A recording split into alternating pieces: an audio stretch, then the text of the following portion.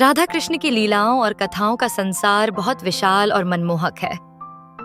श्री कृष्ण बाल्यकाल में अत्यंत नटखट थे। उन्हें माखन बहुत पसंद था। गोकुल और वृंदावन में वे अक्सर ग्वाल बालों के साथ घर घर जाकर मटकी से माखन चुरा लेते थे। राधा जी को भी यह खेल बहुत भाता था। एक बार राधा ने कृष्ण से कहा, तुम माखन चुराते हो, क्या मैं तुम्हें पकड़ न पाऊंगी? तब कृष्ण ने मुस्कुराते हुए कहा, यदि तुम पकड़ सको तो सारा माखन तुम्हारा। राधा ने चालाकी से कृष्ण को पकड़ लिया और पूरे गांव में हंसी ठिठोली का माहौल बन गया। राधा कृष्ण के प्रेम का सबसे सुंदर प्रतीक रासलीला है। यह कहा जाता है कि जब कृष्ण बांसुरी बजाते थे तो सारी गोपियां अपनी अपनी दिनचर्या छोड़कर उनके पास आ जाती थीं। परंतु राधा जी का स्थान सबसे विशेष था।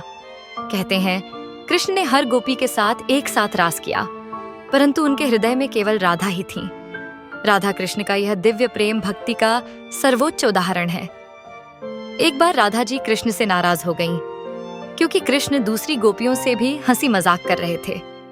राधा जी ने कृष्ण से बात करना बंद कर दिया। तब कृष्ण ने अपने मित्रों के साथ मिलकर राधा को मनाने के लिए तरह तरह की लीला रची। कभी वे राधा के लिए फूलों का हार बनाते, कभी उनके मार्ग में रंग बिरंगे रंग डालते।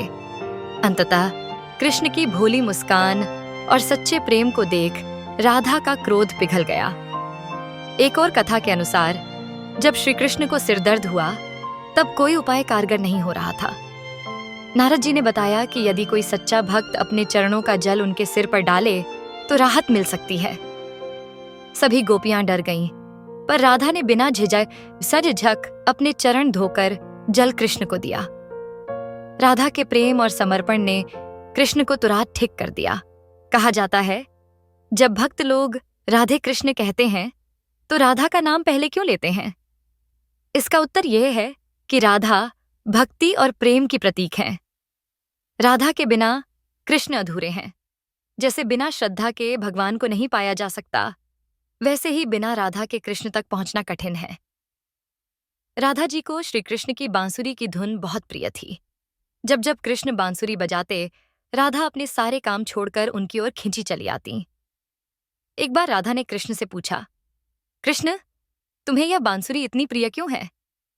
कृष्ण मुस्कुराकर बोले, क्योंकि यह बांसुरी खाली है, इसमें कोई अहंकार नहीं है।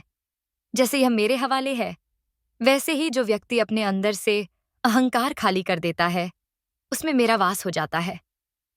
राधा कृष्ण का संवाद हमें सिखाता है कि अपने भीतर से अहंकार हटाकर पूर्ण समर्पण से ही ईश्वर को पाया जा सकता है। एक बार गांव की कुछ गोपियां राधा जी से ईर्ष्या करने लगीं। उन्होंने राधा के बारे में कटु वचन कहे। राधा बहुत दुखी हुई।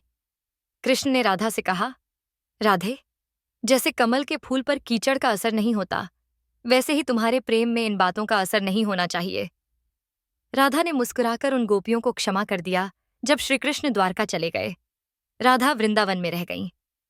वर्षों बाद राधा जी कृष्ण से मिलने द्वारका पहुंची, परंतु अब वे रानी नहीं, एक साधारण गोपी के रूप में थीं।